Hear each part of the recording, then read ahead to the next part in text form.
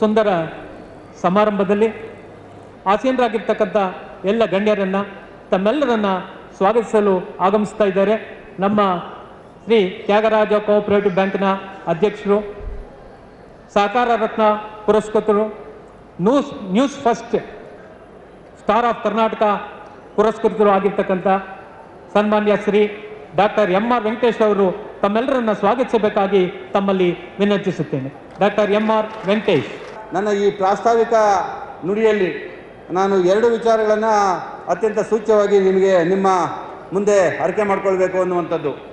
ಮೊದಲನೇದಾಗಿ ಇವತ್ತು ನಾವು ಶ್ರೀ ತ್ಯಾಗರಾಜರ ಹೆಸರಲ್ಲಿ ಒಂದು ಶ್ರೀ ತ್ಯಾಗರಾಜರ ಮತ್ತು ಶ್ರೀ ತ್ಯಾಗರಾಜ ಕೋಆಪರೇಟಿವ್ ಬ್ಯಾಂಕಿನ ಹೆಸರನ್ನು ಇಡೀ ದೇಶದಲ್ಲಿ, ಇಡೀ ರಾಜ್ಯದಲ್ಲಿ ಚಿರಸ್ಥಾಯಿಯಾಗಿ ಮಾಡಬೇಕು ಅನ್ನುವಂಥ ಏಕೈಕ ಉದ್ದೇಶದಿಂದ ಇವತ್ತು ನಮ್ಮ ಬ್ಯಾಂಕಿನ ಸದಸ್ಯರ ಮತ್ತು ನಮ್ಮ ಬ್ಯಾಂಕಿನ ಕಳೆದ ನಿರ್ದೇಶಕ ಮಂಡಳಿಯ ಸಹಕಾರದೊಂದಿಗೆ ನಾವೊಂದು ಶ್ರೀ ತ್ಯಾಗರಾಜ ರಾಜ್ಯ ಪ್ರಶಸ್ತಿಯನ್ನು ಪ್ರದಾನ ಮಾಡುವಂಥದ್ದು, ಇದು ಪ್ರತಿ ವರ್ಷವೂ ಆಗುವಂಥದ್ದು. ಈ ಒಂದು ಪ್ರಶಸ್ತಿಯನ್ನು ಸ್ಥಾಪನೆ ಮಾಡಿರ್ತಕ್ಕಂಥದ್ದು ಬಹುಶಃ ನನಗೆ ತಿಳಿದಿರೋ ಹಾಗೆ, ಮತ್ತು ಇಲ್ಲಿ ನಮ್ಮ ಕೃಷ್ಣರವರು ಮತ್ತು ನಮ್ಮ ಸತೀಶ್ ಮರಾಠಾಜಿಯವರು ಕೂತಿದ್ದಾರೆ, ಅವ್ರಿಗೂ ಸಹ ತಿಳಿದಿರುವಂತೆ ಈ ಥರ ನಮ್ಮ ಪಟ್ಟಣ ಸಹಕಾರ ಬ್ಯಾಂಕುಗಳ ಪೈಕಿ ಉತ್ತಮ ಸಹಕಾರ ಬ್ಯಾಂಕನ್ನು ಆಯ್ಕೆ ಮಾಡುವಂಥದ್ದು ಮತ್ತು ಸಿಬ್ಬಂದಿ ವರ್ಗ ಏನಿದೆ ಆ ಸಿಬ್ಬಂದಿ ವರ್ಗದಲ್ಲಿ ಒಂದು ಉತ್ಸಾಹವನ್ನು ತುಂಬಿಸುವಂಥದ್ದು, ಮುಂದಿನ ದಿನಮಾನಗಳಲ್ಲೂ ನಾನು ಈ ಪ್ರಶಸ್ತಿಯನ್ನು ಪಡೆಯಬೇಕು ಅನ್ನುವಂಥ ನಿಟ್ಟಿನಲ್ಲಿ ಕೆಲಸವನ್ನು ಮಾಡುವಂಥ, ಅವರ ಕಾರ್ಯಕ್ಷಮತೆಯನ್ನು ಹೆಚ್ಚಿಗೆ ಮಾಡುವಂಥ ನಿಟ್ಟಿನಲ್ಲಿ ಏನು ನಾವು ಶ್ರೀ ತ್ಯಾಗರಾಜರ ಹೆಸರಲ್ಲಿ ಉತ್ತಮ ಸಿಬ್ಬಂದಿ ಅನ್ನುವಂಥ ಈ ಪ್ರಶಸ್ತಿಗಳನ್ನು ನಾವು ಏನು ಸ್ಥಾಪನೆ ಮಾಡಿದ್ದೇವೆ. ಇವತ್ತು ಈ ಸ್ಥಾಪನೆಗೆ ಇದರಲ್ಲಿ ಮೊದಲನೇ ಬಾರಿ ಇದನ್ನು ಸ್ಥಾಪನೆ ಮಾಡಿರ್ತಕ್ಕಂಥದ್ದು. ಇದಕ್ಕೆ ನಾವು ಈಗಾಗಲೇ ಇದಕ್ಕೆ ಒಂದು ಆಯ್ಕೆ ಮಂಡಳಿ ಇರ್ತಕ್ಕಂಥದ್ದು. ಈ ಆಯ್ಕೆ ಮಂಡಳಿಯಲ್ಲಿ ಶ್ರೀ ತ್ಯಾಗರಾಜ ಕೋಆಪರೇಟಿವ್ ಬ್ಯಾಂಕಿನಿಂದ ಅಧ್ಯಕ್ಷರು ಮತ್ತು ಮುಖ್ಯ ಕಾರ್ಯನಿರ್ವಹಣಾಧಿಕಾರಿಗಳು ಮತ್ತು ಅದರ ಜೊತೆಯಲ್ಲಿ ನಮ್ಮ ಕರ್ನಾಟಕ ರಾಜ್ಯ ಸಹಕಾರ ಮಹಾಮಂಡಳದ ಮುಖ್ಯ ಕಾರ್ಯನಿರ್ವಹಣಾಧಿಕಾರಿಗಳು ಮತ್ತು ಅದೇ ರೀತಿಯಲ್ಲಿ ನಮ್ಮ ಅರ್ಬನ್ ಕೋಆಪರೇಟಿವ್ ಬ್ಯಾಂಕ್ ಫೆಡರೇಷನ್ನಿನ ಮುಖ್ಯ ಕಾರ್ಯನಿರ್ವಹಣಾಧಿಕಾರಿಗಳು ಒಳಗೊಂಡಂಥ 4 ಜನಗಳ ಸಮಿತಿ ಇದೇನಿದೆ, ಆ ಸಮಿತಿ ಚರ್ಚೆ ಮಾಡಿ ಬಂದಿರತಕ್ಕಂಥ ಒಟ್ಟು ಅರ್ಜಿಗಳು ಏನು ಬಂದಿರ್ತದೆ ಆ ಅರ್ಜಿಗಳಲ್ಲಿ ನಾವೊಂದಷ್ಟು ಪ್ಯಾರಾಮೀಟರ್ಸನ್ನು ಫಿಕ್ಸ್ ಮಾಡಿರ್ತೀವಿ. ಒಂದು ಬೆಸ್ಟ್ ಕೋಆಪರೇಟಿವ್ ಬ್ಯಾಂಕ್ ಅಂತ ಯಾರನ್ನು ಆಯ್ಕೆ ಮಾಡಬೇಕು ಅನ್ನುವಂಥ ನಿಟ್ಟಿನಲ್ಲಿ ಒಂದು 13 ಪ್ಯಾರಾಮೀಟರ್ಸನ್ನು ನಾವು ಫಿಕ್ಸ್ ಮಾಡಿ ಆ ಪ್ಯಾರಾಮೀಟರ್ಸ್ನ ಮಾಹಿತಿಯನ್ನು ನಾವು ಎಲ್ಲ ಬ್ಯಾಂಕುಗಳಿಗೂ ಕಳಿಸಿ ಆ ಬ್ಯಾಂಕುಗಳ ಸ್ಥಿತಿಗತಿಯನ್ನು ಅವಲೋಕನ ಮಾಡಿ ನಾವು ಅಂತಿಮವಾಗಿ ಚರ್ಚೆ ಮಾಡಿ ಬಂದಿರತಕ್ಕಂಥ ಅರ್ಜಿಗಳಲ್ಲಿ ನಾವು ಈ ಬೆಸ್ಟ್ ಅರ್ಬನ್ ಕೋಆಪರೇಟಿವ್ ಬ್ಯಾಂಕು ಮತ್ತು ಬೆಸ್ಟು ಅತ್ಯುತ್ತಮವಾದಂಥ ಸಿಬ್ಬಂದಿ ಅಂತ ಹೇಳಿ ನಾವು ಆಯ್ಕೆ ಮಾಡುವಂಥದ್ದನ್ನು ಇವತ್ತು ನಾವು ಪ್ರಾರಂಭ ಮಾಡಿರ್ತಕ್ಕಂಥದ್ದು. ಇದರಲ್ಲಿ ಬೆಸ್ಟ್ ಅರ್ಬನ್ ಕೋಆಪರೇಟಿವ್ ಬ್ಯಾಂಕ್ ಅನ್ನುವಂಥದ್ದು 25,000 ನಗದು ಮತ್ತು ಒಂದು ಮೊಮೆಂಟೋ ಮತ್ತು ಒಂದಷ್ಟು ಫಲತಾಂಬೂಲವನ್ನು ಹೊಂದಿರತಕ್ಕಂಥದ್ದು. ಅದೇ ರೀತಿ ಬೆಸ್ಟ್ ಎಂಪ್ಲಾಯಿ ಅನ್ನುವಂಥ ಒಂದು ಪ್ರಶಸ್ತಿಯನ್ನು ತ್ಯಾಗರಾಜರ ಹೆಸರಲ್ಲಿ ನಾವೇನು ಕೊಡ್ತಾ ಇದ್ದೀವಿ, ಅದು ಸಹ ತಲಾ 10,000 ರೂಪಾಯಿಯ ನಗದು ಮತ್ತು ಸ್ಮರಣಿಕೆಗಳನ್ನು ಫಲತಾಂಬೂಲವನ್ನು ಹೊಂದಿರತಕ್ಕಂಥ ಈ ಒಂದು ಪ್ರಶಸ್ತಿಗಳನ್ನು ನಾವು ಸ್ಥಾಪನೆಯನ್ನು ಮಾಡಿದ್ದೇವೆ. ಆ ಪ್ರಶಸ್ತಿಗಳನ್ನು ಇನ್ನು ಕೆಲವೇ ನಿಮಿಷಗಳಲ್ಲಿ ನಮ್ಮ ಬಂದಿರತಕ್ಕಂಥ ಅತಿಥಿ ಗಣ್ಯಮಾನ್ಯರು ಪ್ರದಾನ ಮಾಡಲಿದ್ದಾರೆ.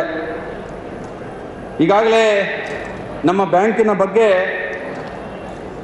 ತಮ್ಮ ನಿರೂಪಣೆಯಲ್ಲಿ ನಮ್ಮ ನಿರ್ದೇಶಕರಲ್ಲಿ ಒಬ್ಬರಾದಂಥ ವೀರಣ್ಣನವರು ಹೇಳಿದ್ದಾರೆ.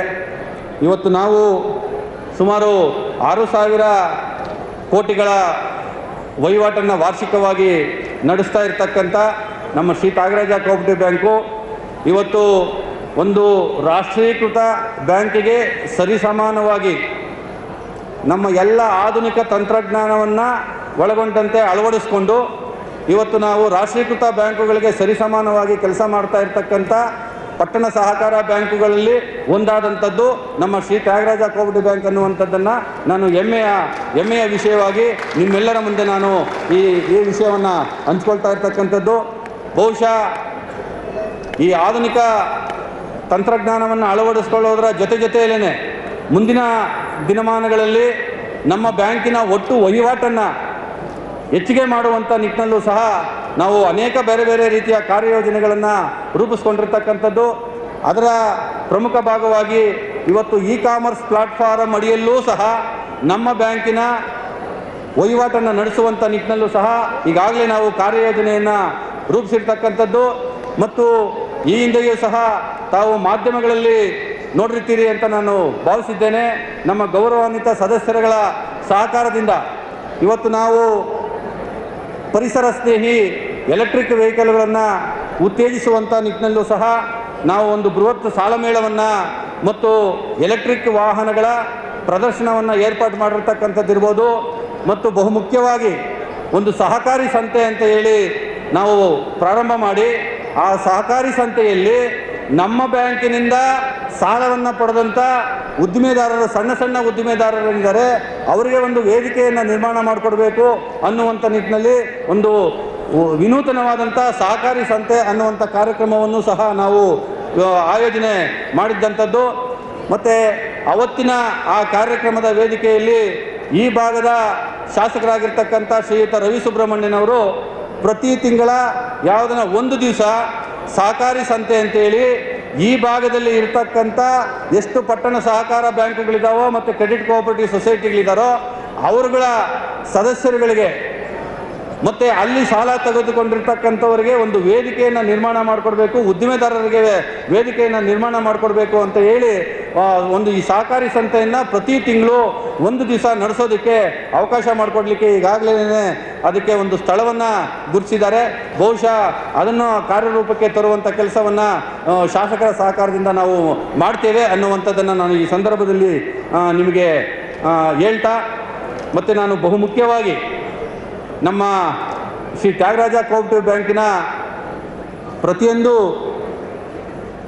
ಚಟುವಟಿಕೆಗಳನ್ನು ಗುರುತಿಸುವಂಥದ್ದು, ಜನಸಾಮಾನ್ಯರಿಗೆ ತಲುಪಿಸುವಂಥ ಕೆಲಸವನ್ನು ಮಾಡ್ತಾ ಇರ್ತಕ್ಕಂಥದ್ದು ಮಾಧ್ಯಮ ಮಿತ್ರರ ಜೊತೆ ನಾನು ಅವಿನಾಭಾವ ಸಂಬಂಧವನ್ನು ಹೊಂದಿರತಕ್ಕಂಥದ್ದು. ಇವತ್ತು ನಮ್ಮ ಬ್ಯಾಂಕಿಗೆ ಒಂದಷ್ಟು ಬೇರೆ ರೀತಿಯಲ್ಲಿ ಪ್ರಚಾರದ ದೃಷ್ಟಿಯಿಂದ ಮತ್ತು ನಮ್ಮ ಬ್ಯಾಂಕಿನ ಒಂದಷ್ಟು ಧನಾತ್ಮಕವಾದಂಥ ವಿಷಯಗಳನ್ನು ಜನಸಾಮಾನ್ಯರಿಗೆ, ಸಾರ್ವಜನಿಕರಿಗೆ ಮತ್ತು ವಿಶೇಷವಾಗಿ ನಮ್ಮ ಸದಸ್ಯರಿಗೆ ಮುಟ್ಟಿಸುವಂಥ ನಿಟ್ಟಿನಲ್ಲಿ ಪ್ರಮುಖ ಪಾತ್ರವನ್ನು ವಹಿಸ್ತಾ ಇರತಕ್ಕಂಥ ನಮ್ಮ ಮಾಧ್ಯಮ ಮಿತ್ರರನ್ನು ಸಹ ಅತ್ಯಂತ ನಾನು ಗೌರವಪೂರ್ವಕವಾಗಿ ಈ ಸಂದರ್ಭದಲ್ಲಿ ನಾನು ನೆನೆಸ್ಕೊಳ್ತಾ ಇದ್ದೇನೆ. ಅವ್ರಿಗೂ ಸಹ ನಾನು ಈ ಸಂದರ್ಭದಲ್ಲಿ ಸ್ವಾಗತವನ್ನು ಬಯಸ್ತಾ ಇರ್ತಕ್ಕಂಥದ್ದು. ಮತ್ತು ಅದರ ಜೊತೆಯಲ್ಲೇನೆ ಇವತ್ತು ಇಲ್ಲಿ ಅನೇಕ ಈ ಭಾಗದ ಪಟ್ಟಣ ಸಹಕಾರ ಬ್ಯಾಂಕುಗಳ ನಿರ್ದೇಶಕರುಗಳು, ಅಧ್ಯಕ್ಷರುಗಳು ಮತ್ತು ನಮ್ಮ ರಾಜ್ಯದ ಬೇರೆ ಭಾಗದಲ್ಲಿ ಇರ್ತಕ್ಕಂಥ ಕೆಲವೊಂದು ನಿರ್ದೇಶಕರುಗಳು ಸಹ ಈ ನಮ್ಮ ಕಾರ್ಯಕ್ರಮವನ್ನು ಸಾಕ್ಷೀಕರಿಸಲಿಕ್ಕೆ ಬಂದಿದ್ದಾರೆ. ಅವ್ರಿಗೂ ಸಹ ನಾನು ತಡ ಆಯಿತು, ಪ್ರಾರಂಭದಲ್ಲೇ ನಿಮಗೆಲ್ಲ ನಾನು ಸ್ವಾಗತ ಬಯಸಬೇಕಾಗಿತ್ತು. ತಡವಾಗಿ ಆದರೂ ಸಹ ನಿಮ್ಮೆಲ್ಲರಿಗೂ ನಾನು ಅತ್ಯಂತ ಅಭಿಮಾನಪೂರ್ವಕವಾಗಿ ಇಲ್ಲಿ ಬಂದಿರತಕ್ಕಂಥ ಎಲ್ಲ ಗೌರವಾನ್ವಿತ ನಮ್ಮ ಕ್ರೆಡಿಟ್ ಕೋಆಪರೇಟಿವ್ ಸೊಸೈಟಿಗಳ ಅಧ್ಯಕ್ಷರುಗಳು, ನಿರ್ದೇಶಕರುಗಳು ಮತ್ತು ನಮ್ಮ ಪಟ್ಟಣ ಸಹಕಾರ ಬ್ಯಾಂಕುಗಳ ನಿರ್ದೇಶಕ ಮಂಡಳಿಗೂ ಸಹ ಅತ್ಯಂತ ಅಭಿಮಾನಪೂರ್ವಕವಾಗಿ ತಾವು ಈ ಕಾರ್ಯಕ್ರಮದಲ್ಲಿ ಬಂದು ನಮ್ಮ ಜೊತೆಯಲ್ಲಿ ಬೆರೆತು ಈ ಕಾರ್ಯಕ್ರಮವನ್ನು ಸಾಕ್ಷೀಕರಿಸಲಿಕ್ಕೆ ತಾವೇನು ಬಂದಿದ್ದೀರಿ, ನಿಮ್ಮೆಲ್ಲರಿಗೂ ನಾನು ಮತ್ತೊಮ್ಮೆ ಸ್ವಾಗತವನ್ನು ಬಯಸ್ತಾ, ನಾನು ಈ ವೇದಿಕೆಯಲ್ಲಿ ಬಂದಿರತಕ್ಕಂಥ ಎಲ್ಲ ನನ್ನ ಗೌರವಾನ್ವಿತ ಸಹಕಾರಿಗಳಿಗೆ, ವಿಶೇಷವಾಗಿ ನಮ್ಮ ಸದಸ್ಯರುಗಳಿಗೆ ನಾವು ಈ ನಮ್ಮ ಆಡಳಿತ ಮಂಡಳಿಯ ಪರವಾಗಿ ಒಂದು ಸ್ಪಷ್ಟವಾದಂಥ ಭರವಸೆಯನ್ನು ಕೊಡಲಿಕ್ಕೆ ನಾನು ಇಚ್ಛೆಪಡ್ತೇನೆ. ಮುಂದಿನ ದಿನಮಾನಗಳಲ್ಲೂ ಸಹ ಶ್ರೀ ತ್ಯಾಗರಾಜ ಕೋಆಪರೇಟಿವ್ ಬ್ಯಾಂಕು ಒಂದು ಅತ್ಯಂತ ಪಾರದರ್ಶಕವಾದಂಥ ಒಂದು ಸಮರ್ಥವಾದಂಥ ಆಡಳಿತವನ್ನು ನಿರ್ವಹಣೆ ಮಾಡುವುದರ ಜೊತೆಯಲ್ಲೇ ಬ್ಯಾಂಕಿನ ಒಟ್ಟಾರೆ ವ್ಯವಹಾರವನ್ನು ವಹಿವಾಟನ್ನು ಹೆಚ್ಚಿಗೆ ಮಾಡುವಂಥ ನಿಟ್ಟಿನಲ್ಲಿ ನಾವು ಕಾಯವಾಚ ಶ್ರಮಿಸ್ತೇವೆ. ಮತ್ತು ನಮ್ಮ ನೀವೇ ಆಯ್ಕೆ ಮಾಡಿರ್ತಕ್ಕಂಥ ಈ ನಿರ್ದೇಶಕ ಮಂಡಳಿಯಲ್ಲಿ ಇರ್ತಕ್ಕಂಥ ಪ್ರತಿಯೊಬ್ಬ ನಿರ್ದೇಶಕರು ಸಹ ಅವರದೇ ಆದಂಥ ಒಂದಷ್ಟು ಕ್ಷೇತ್ರದಲ್ಲಿ ಪರಿಣಿತಿಯನ್ನು ಹೊಂದಿರತಕ್ಕಂಥ ಅದ್ಭುತವಾದಂಥ ನಿರ್ದೇಶಕರನ್ನು ತಾವೆಲ್ಲರೂ ಆಯ್ಕೆ ಮಾಡಿದ್ದೀರಿ.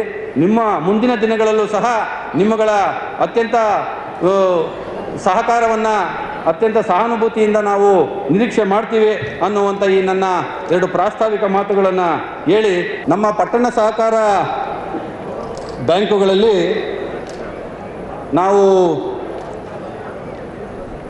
25ನೇ ವರ್ಷದ ಸಂಭ್ರಮವನ್ನು, 50ನೇ ವರ್ಷದ ಸಂಭ್ರಮವನ್ನು, ಶತಮಾನೋತ್ಸವದ ಸಂಭ್ರಮವನ್ನು ನಾವು ಬೇರೆ ಬೇರೆ ಬ್ಯಾಂಕುಗಳಲ್ಲಿ ಆಚರಣೆ ಮಾಡುವಂಥದ್ದನ್ನು ನಾವು ನೀವೆಲ್ಲರೂ ನೋಡಿದ್ದೇವೆ. ಆದರೆ ಇವತ್ತು ಈ ನಮ್ಮ ಬ್ಯಾಂಕಿನಲ್ಲಿ ನಿಮ್ಮೆಲ್ಲರ ಸಮ್ಮುಖದಲ್ಲಿ ಇಲ್ಲಿ ಬಂದಿರತಕ್ಕಂಥ ಎಲ್ಲ ಗೌರವಾನ್ವಿತ ನಿರ್ದೇಶಕ ಮಂಡಳಿ, ಬೇರೆ ಬೇರೆ ಬ್ಯಾಂಕುಗಳ ಸೊಸೈಟಿಗಳ ನಿರ್ದೇಶಕ ಮಂಡಳಿಯ ಸಮ್ಮುಖದಲ್ಲಿ ಇಡೀ ಪಟ್ಟಣ ಸಹಕಾರ ಬ್ಯಾಂಕುಗಳಿಗೆ, ಇಡೀ ದೇಶದಲ್ಲಿರ್ತಕ್ಕಂಥದ್ದು ಮತ್ತು ವಿಶೇಷವಾಗಿ ನಮ್ಮ ರಾಜ್ಯದಲ್ಲಿರ್ತಕ್ಕಂಥ ಪಟ್ಟಣ ಸಹಕಾರ ಬ್ಯಾಂಕುಗಳಿಗೆ ಅನುಕೂಲವಾಗುವಂಥ ನಿಟ್ಟಿನಲ್ಲಿ ನಾವು ಒಂದು 7 ವಿಷಯಗಳನ್ನು ನಾನು ಈ ವೇದಿಕೆಯಲ್ಲಿ ಮಂಡನೆಯನ್ನು ಮಾಡ್ತೇನೆ.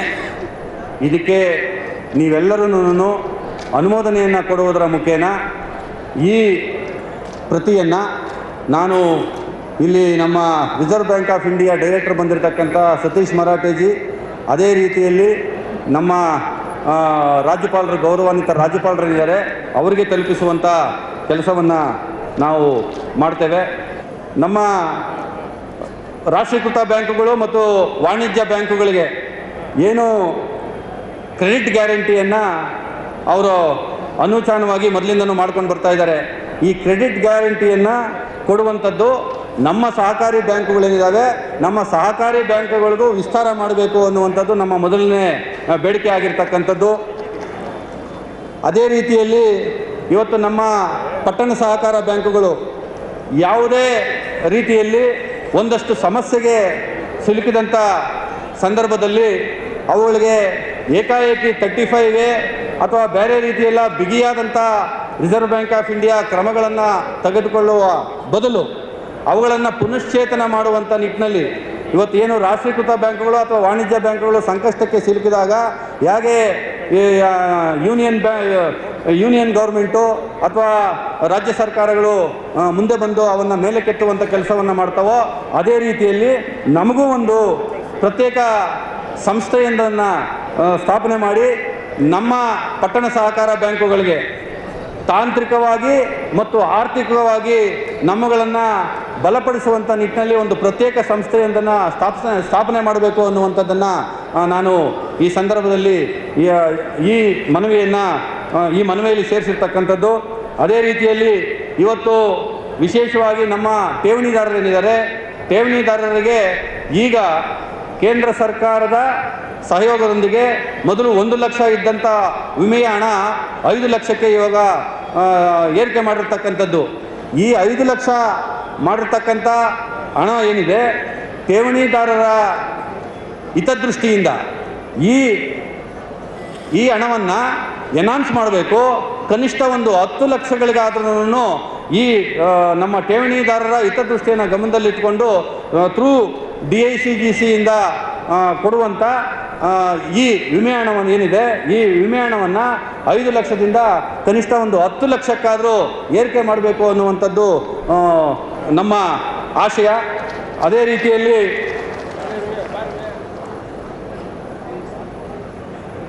ರೀತಿಯಲ್ಲಿ ಇವತ್ತು ನಾವು ಚಿನ್ನಾಭರಣ ಸಾಲ ಕೊಡುವಂಥ ಸಂದರ್ಭದಲ್ಲಿ ಆ ಬುಲೆಟ್ ರೀಪೇಮೆಂಟು ಏನಿದೆ, ಇದನ್ನು ಸಹ ಒಂದು ಕಾಲಮಿತಿಯಲ್ಲಿ ಏನು ಇವತ್ತು ನೀವು ವಾಣಿಜ್ಯ ಬ್ಯಾಂಕುಗಳಿಗೆ, ರಾಷ್ಟ್ರೀಕೃತ ಬ್ಯಾಂಕುಗಳಿಗೆ ಪ್ರಾವಿಷನ್ ಮಾಡಿದ್ದೀರೋ ಅದೇ ರೀತಿಯಲ್ಲಿ ಪ್ರಾವಿಷನನ್ನು ನಮ್ಮ ಸಹಕಾರ ಬ್ಯಾಂಕುಗಳಿಗೂ ಮಾಡಿಕೊಡಿ ಅನ್ನುವಂಥದ್ದನ್ನು ನಾನು ಈ ಸಂದರ್ಭದಲ್ಲಿ ಮನವಿಯನ್ನು ಮಾಡಿಕೊಳ್ಳುವಂಥದ್ದು.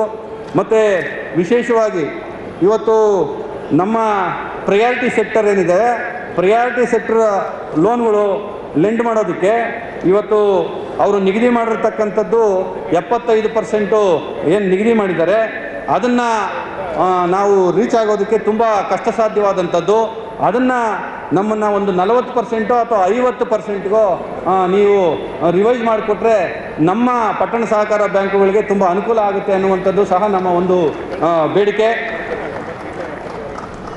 ಅದೇ ರೀತಿಯಲ್ಲಿ ಇವತ್ತು PSL ಸರ್ಟಿಫಿಕೇಟ್ಗಳನ್ನು ನಾವೇನು ಪ್ರಯಾರಿಟಿ ಸೆಕ್ಟರ್ಗೆ ರೀಚ್ ಆಗೋದಿಲ್ವೋ, ಆ ರೀಚ್ ಆಗದೇ ಇರುವಂಥ ಅಮೌಂಟ್ಗೆ ನಾವು PSL ಸರ್ಟಿಫಿಕೇಟ್ಗಳನ್ನು ಏನು ಪರ್ಚೇಸ್ ಮಾಡಬೇಕು ಅನ್ನುವಂಥದ್ದನ್ನು ಇವತ್ತು ರಿಸರ್ವ್ ಬ್ಯಾಂಕ್ ಆಫ್ ಇಂಡಿಯಾ ನಮಗೆ ನಿಗದಿ ಮಾಡಿದೆಯೋ ಅದರಲ್ಲೂ ಸ್ವಲ್ಪ ಒಂದು ರಿಲ್ಯಾಕ್ಸೇಷನ್ ಕೊಡಬೇಕು ಅನ್ನುವಂಥ ಒಂದು 7 ಅಂಶಗಳನ್ನು ನಾನು ಈ ಸಂದರ್ಭದಲ್ಲಿ ನಮ್ಮ ರಿಸರ್ವ್ ಬ್ಯಾಂಕ್ ಆಫ್ ಇಂಡಿಯಾದ ನಿರ್ದೇಶಕರಾಗಿರ್ತಕ್ಕಂಥ ಮತ್ತು ನಮ್ಮ ಪಟ್ಟಣ ಸಹಕಾರ ಬ್ಯಾಂಕುಗಳ ಬಗ್ಗೆ ಆಳವಾದಂಥ ಜ್ಞಾನವನ್ನು ಹೊಂದಿರತಕ್ಕಂಥ ಶ್ರೀಯುತ ಕೃಷ್ಣರವರ ಸಮ್ಮುಖದಲ್ಲಿ ನಾನು ಇದನ್ನು ಅವರಿಗೆ ಸಲ್ಲಿಸುವಂಥ ನಮ್ಮ ಇಡೀ ಪಟ್ಟಣ ಸಹಕಾರ ಬ್ಯಾಂಕುಗಳ ಪರವಾಗಿ ಅದನ್ನು ಸಲ್ಲಿಸುವಂಥದ್ದು. ಇವತ್ತು ಈ ಬ್ಯಾಂಕುಗಳ ನಮ್ಮ ಬೆಂಗಳೂರು ವ್ಯಾಪ್ತಿಯಲ್ಲಿರ್ತಕ್ಕಂಥ ಸುಮಾರು 35 ಬ್ಯಾಂಕಿನ ಅಧ್ಯಕ್ಷರುಗಳು ಮತ್ತು ಅಥವಾ ಮುಖ್ಯ ಕಾರ್ಯನಿರ್ವಹಣಾಧಿಕಾರಿಗಳು ಸಹಿ ಮಾಡಿರ್ತಕ್ಕಂಥದ್ದು ಸೈನ್ಡ್ ಕಾಪಿ ಮೆಮೊರಾಂಡಮ್ನ ನಾವು ಅವ್ರಿಗೆ ಸಬ್ಮಿಟ್ ಮಾಡ್ತಾ ಇದ್ದೀವಿ. ಇದೊಂದು ವಿಶೇಷತೆಯನ್ನು in the interest of all urban cooperative banks as well as in the interest of our depositors ನಾವು ಈ ಕಾರ್ಯಕ್ರಮವನ್ನು ಈ ವೇದಿಕೆಯಲ್ಲಿ ಒಂದು ವಿಶೇಷವಾಗಿ ರೂಪಿಸ್ಕೊಳ್ಬೇಕು ಅನ್ನುವಂಥ ಹಿನ್ನೆಲೆಯಲ್ಲಿ ನಾವು ಇದನ್ನು ರೂಪಿಸ್ಕೊಂಡಿದ್ದೇವೆ. ಅದನ್ನು ಇವಾಗ ಅವ್ರಿಗೆ ನಾವು ಸಬ್ಮಿಟ್ ಮಾಡ್ತೇವೆ.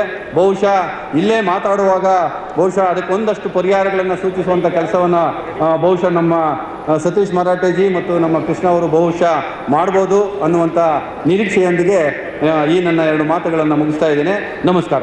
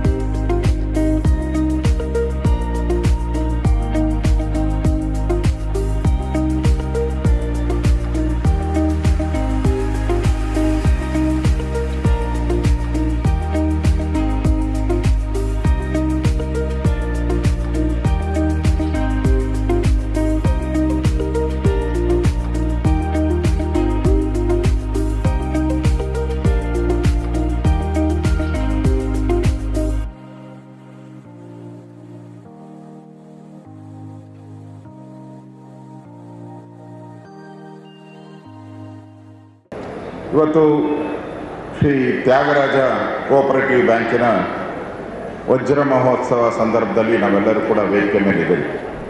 ಈ ವೇದಿಕೆ ಮೇಲೆ ಸನ್ಮಾನ್ಯ ಅಧ್ಯಕ್ಷರಾದಂಥ ಡಾಕ್ಟರ್ MR ವೆಂಕಟೇಶ್ ಅವರು, ಅದೇ ರೀತಿ ರವಿಕುಮಾರ್ ಅವರು, ಸತೀಶ್ ಅವರು, ಕಿಕ್ಕೇರಿ ಕೃಷ್ಣಮೂರ್ತಿ ಅವರು, ಗೋಪಿಯವರು,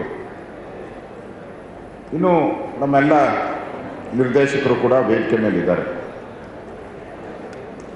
ತ್ಯಾಗರಾಜರ ಹೆಸರಲ್ಲಿ ಪ್ರಾರಂಭ ಆದಂಥ ಒಂದು ಸಂಸ್ಥೆ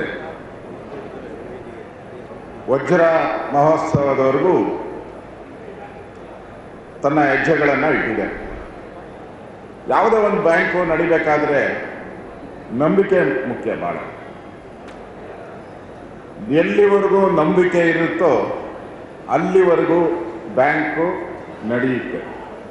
ನಾವೆಲ್ಲ ನೋಡ್ತಾ ಇದ್ದೀರಿ ದಿನನಿತ್ಯ ಪತ್ರಿಕೆಗಳಲ್ಲಿ ನಮ್ಮ ಬಸವನಗುಡಿ ಏರಿಯಾದಲ್ಲೇ ಮುಳುಗೋಗಿರೋ ಬ್ಯಾಂಕ್ಗಳನ್ನು ನೋಡಿದಿರಿ, ಕೀರ್ತಿ ಶಿಖರಕ್ಕೆ ಹೋಗಿರೋ ಬ್ಯಾಂಕ್ಗಳನ್ನು ನೋಡಿದಿರಿ.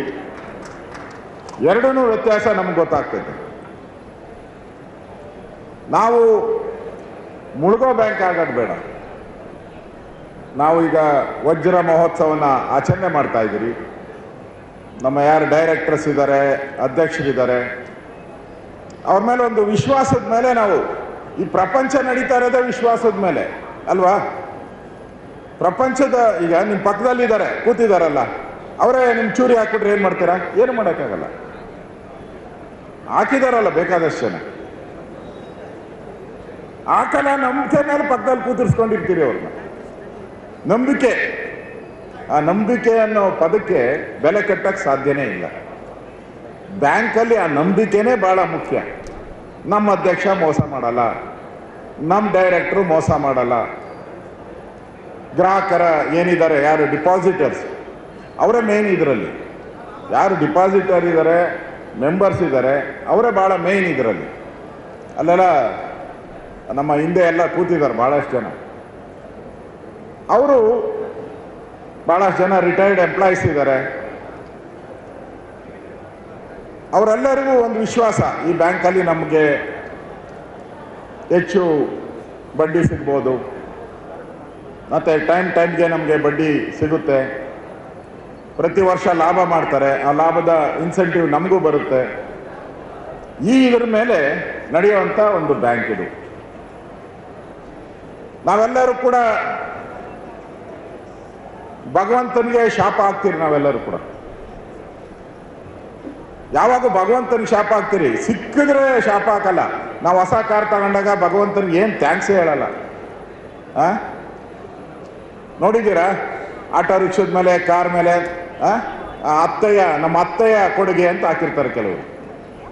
ಕೆಲವರು ನಮ್ಮ ತಂದೆ ತಾಯಿಯ ಕೊಡುಗೆ ಅಂತ ಹಾಕೊಂಡಿರ್ತಾರೆ. ಈ ಥರ ಎಲ್ಲ ಕೊಡುಗೆ ಹಾಕಿರ್ತೀರಿ. ಏನಾದರೂ ವ್ಯತ್ಯಾಸ ಆದಾಗ ಮಾತ್ರ ಭಗವಂತನ ಬೈತೀರಿ. ಒಳ್ಳೇದಾದಾಗೆಲ್ಲ ನಮ್ಮನ್ನು ನಾವೇ ಹೋಗ್ಲಿಕ್ಕಂತೀವಿ ನಾವು. ಅದಕ್ಕೆ ಭಗವಂತ ಇದರಲ್ಲಿ ಹೇಳ್ತಾರೆ ಭಗವದ್ಗೀತೆಯಲ್ಲಿ, ಹುಟ್ಟುವಾಗ ನಾವು ಭಾಗ್ಯದೊಂದಿಗೆ ಬರ್ತೀರಿ. ನಾವು ಹುಟ್ಟುವಾಗ ಭಾಗ್ಯದೊಂದಿಗೆ ಬರ್ತೀರಿ. ನಾವು ಈ ಪ್ರಪಂಚದಲ್ಲಿ ಸಾವುಕಾರನಾಗಿಯೇ ಇರಲ್ಲ ಕೊನೆಯವರೆಗೂ, ಬಡವನಾಗೇನೇ ಇರಲ್ಲ, ರಾಜನಾಗೇ ಇರಲ್ಲ ಕೊನೆಯವರೆಗೂ. ಯಾವಾಗ ಬಿದ್ದೋಗ್ತತೋ ಗೊತ್ತಿಲ್ಲ.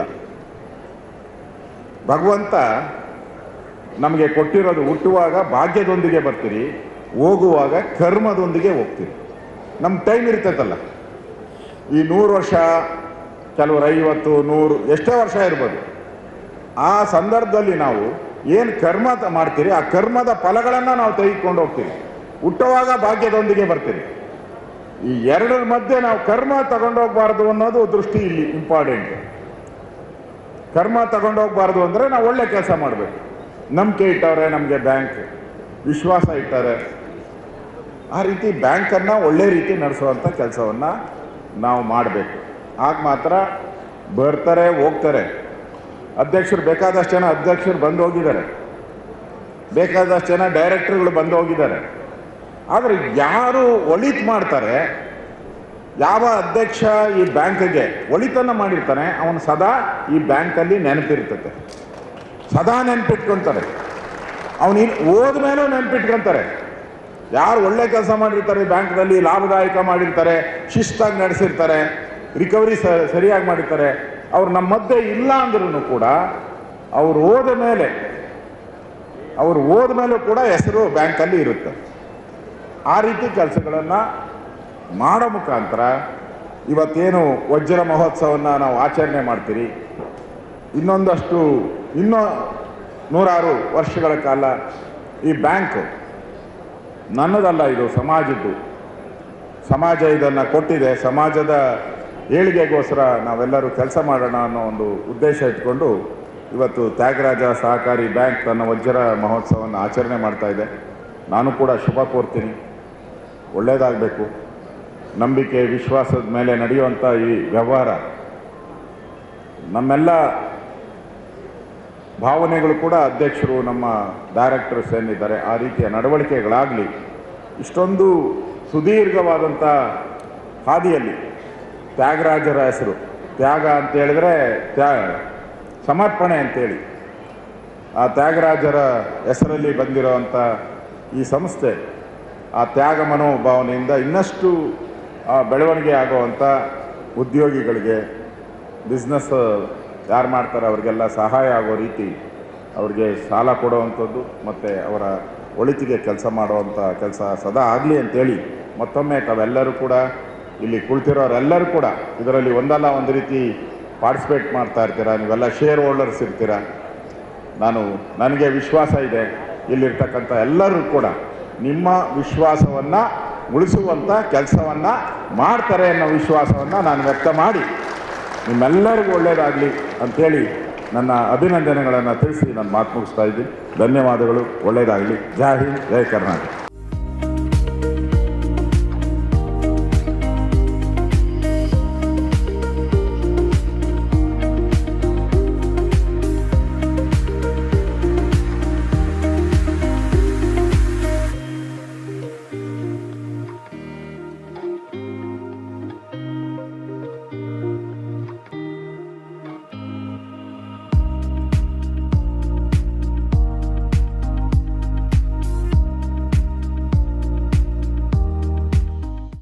ಈ ವಜ್ರ ಮಹೋತ್ಸವ ಕಾರ್ಯಕ್ರಮಕ್ಕೆ ಕಾರಣರಾಗಿರ್ತಕ್ಕಂಥ ತಮ್ಮೆಲ್ಲರಿಗೂ ಕೂಡ ನಾನು ಈ ಸಂದರ್ಭದಲ್ಲಿ ಅಭಿನಂದನೆಯನ್ನು ಸಲ್ಲಿಸ್ತೇನೆ.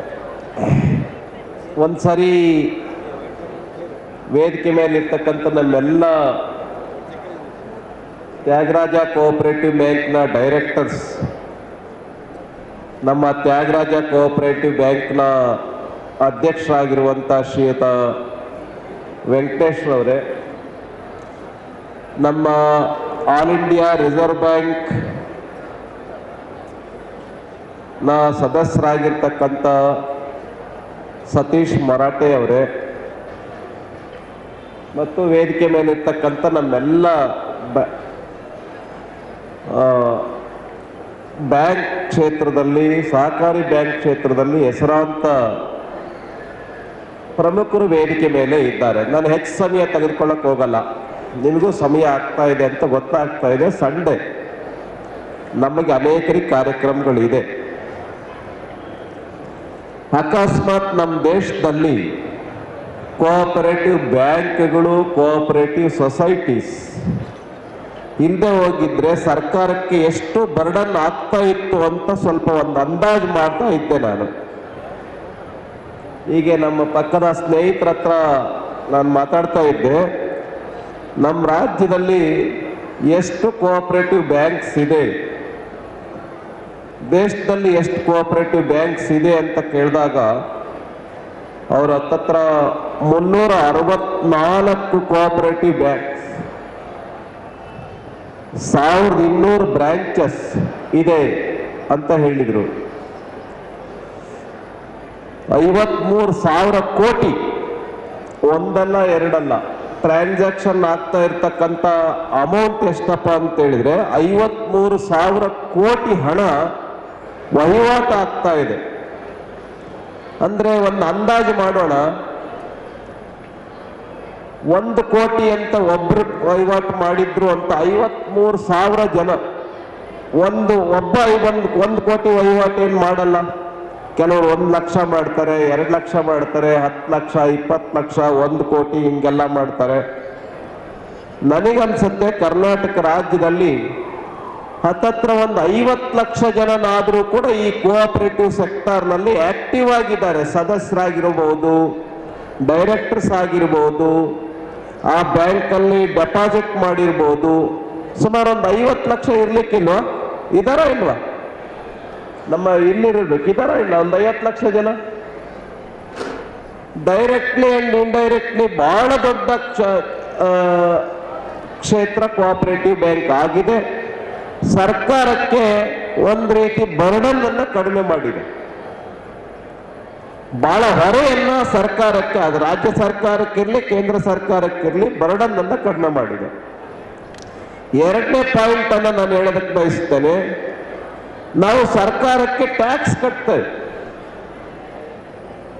ಸರ್ಕಾರಕ್ಕೂ ಕೂಡ ನಾವು ಲಾಭವನ್ನು ತಂದು ಕೊಡ್ತಾ ಇದ್ದೀವಿ ಸಹಕಾರಿ ಕ್ಷೇತ್ರದ ಮೂಲಕ.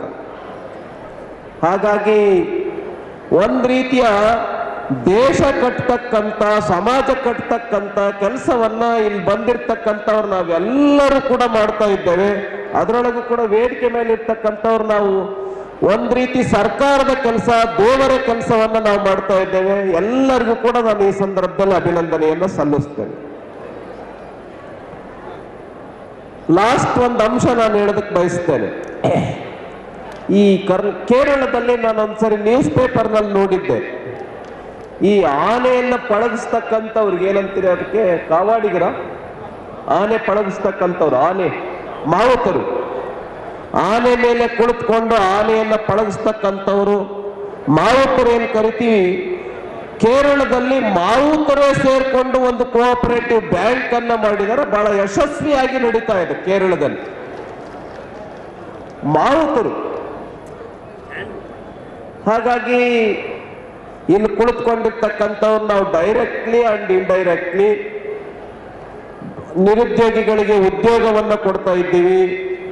ಬ್ಯಾಂಕ್ನಲ್ಲಿ ಸರಳವಾಗಿ ಲೋನ್ ಕೊಡ್ತಕ್ಕಂಥ ಕೆಲಸವನ್ನು ಮಾಡ್ತಾ ಇದ್ದೀವಿ. ಹಾಗಾಗಿ ಈ ಒಂದು ತ್ಯಾಗರಾಜ ಕೋಆಪರೇಟಿವ್ ಬ್ಯಾಂಕ್ ಎಷ್ಟು 16 ಬ್ರಾಂಚ್ಗಳನ್ನು ಹೊಂದಿದೆಲ್ಲ, 14 ಬ್ರಾಂಚ್ಗಳನ್ನು ಹೊಂದಿದೆ. ಇನ್ನೊಂದು 3 ಬ್ರಾಂಚ್ಗಳು ಓಪನ್ ಮಾಡೋರು ಇದ್ದೀವಿ ಅಂತ ನಮ್ಮ ವೆಂಕಟೇಶ್ ಅವರು ಹೇಳ್ತಾ ಇದ್ರು. ಅಂದ್ರೆ ತ್ಯಾಗರಾಜ ಕೋಆಪರೇಟಿವ್ ಬ್ಯಾಂಕ್ ಸಾವಿರಾರು ಜನಕ್ಕೆ ಲೋನ್ ಅನ್ನ ಕೊಡೋದ್ರ ಮೂಲಕ, ಸಾವಿರಾರು ಜನರಿಗೆ ಡೆಪಾಸಿಟ್ ಮಾಡಿಸ್ಕೊಂಡು ಒಂದು ರೀತಿ ಸಾಮಾಜಿಕವಾಗಿ ಸರ್ಕಾರದ ಕೆಲಸವನ್ನ ನಾವು ಮಾಡ್ತಾ ಇದ್ದೇವೆ. On the occasion of the Diamond Jubilee celebrations, and I wish the bank grows from strength to strength and simultaneously remains all throughout financially sound and well-managed bank. Indian economy is one of the fastest growing economies in the world, and our GDP growth rate has also been very good for the last few years. For years we have been concentrating on growth of manufacturing sector and services sector, and that has also given a good boost to India's export in various parts of the country. Over the years, the Government of India's efforts and the efforts of the state government also has improved financial inclusion, and the income levels at various levels are increasing.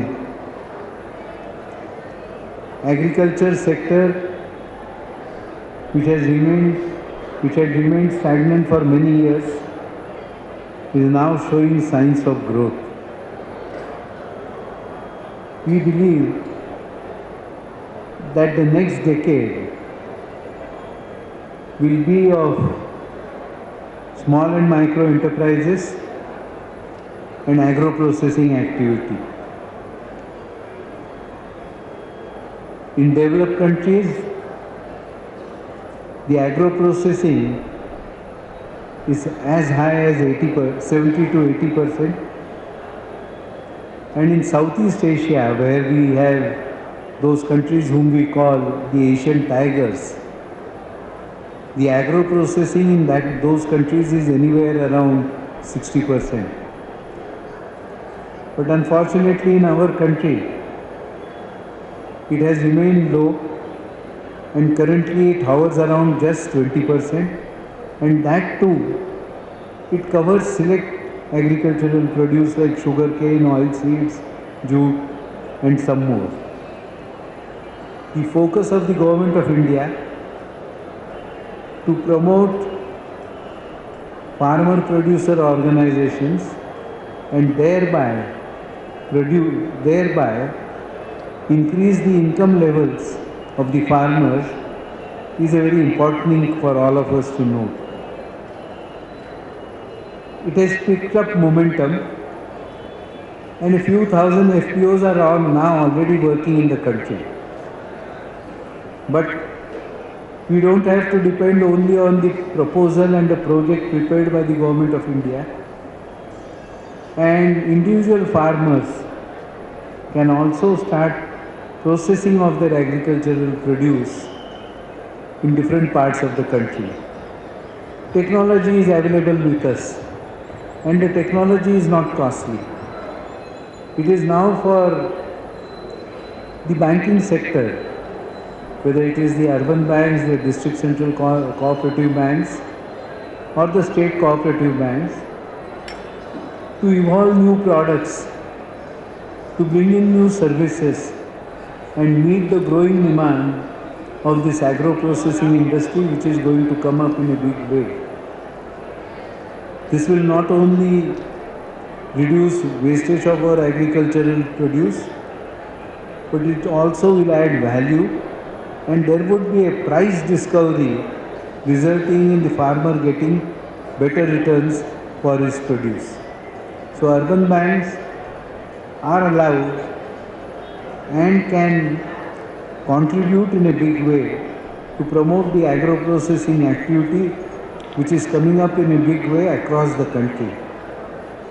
Likewise, I would also like to mention that we have more than 7 crore small and micro enterprises across the country, and majority of them, more than 3.5 crore SMEs, are in rural and semi-urban areas. This sector also needs a lot of financial support by way of loans and advances. Contribution of this sector to increase income levels, to promote direct and indirect employment, and contribute to a large industries is going to be substantial. It is already substantial, but it will increase by leaps and bounds as we go ahead. This sector is also starved of credit, and we need to evolve policies both at the government level, center and state, and also at the banks level to extend financial assistance to this sector. It is high time that the credit GDP ratio of our country, which is hovering just around 60%, has to increase substantially. In all developed countries, it hovers around 100%, but in our country it's too low. Experience of India shows that whenever the flow of institutional credit has increased, there has been spurt in economic activity, and not only the GDP has registered growth, but the income levels have also grown. A large effort has been made, and as a consequence, in the last 10 years, 25 crores of our population is now out of poverty, above the poverty line. But this segment needs financial support, and the banking sector can play a very important role as we go ahead. Before concluding, I would once again urge all the cooperative bankers present here to draw up new plans, draw up new products that will meet the ever-growing needs of the small and micro enterprises, and also that of agro-processing. Deposit mobilization is going to be a challenge in the years ahead. Indian financial system is no longer a simple system where if you have to invest for a short term, you traditionally keep the money as fixed deposit in banks. And if you wanted to invest on a long-term basis, historically Indian citizens have been taking the LIC policy as savings. But today's India's financial ecosystem is multi-channel. There are more than 15 channels in which the citizens can make their investments. These investments can appreciate, and the returns would also be high. As a consequence, there is going to be increased competition to mop up and mobilize deposits by every segment of the Indian banking. We all now should not think of making innovative changes and bring out innovative policies to make the deposits attractive. Simply increasing the interest rate is not going to make the deposits attractive. I urge upon all the bankers to apply their minds and come out with innovative products so that the banking sector continues to contribute a significant role in the economic development of the country. Before concluding, I thank the organizers and Dr. Venkatesh ji in particular for inviting me and giving me an opportunity to share my views. Thank you very much and best wishes for the years ahead. Thank you.